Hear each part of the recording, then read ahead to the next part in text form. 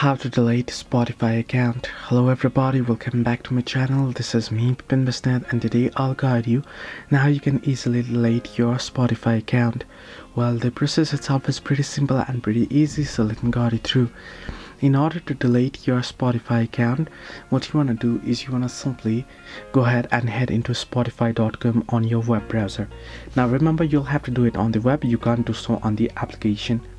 Then on the web, once you're logged into your account here, tap on settings, the gear icon at the top right corner.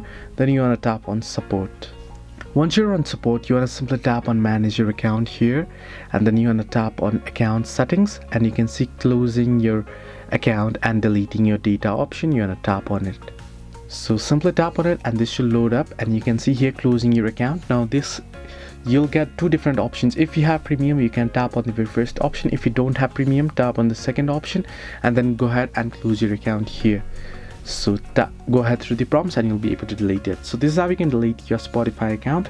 Hope this helped you. Do like and subscribe, and do not forget to leave a comment down below if you have any further issues.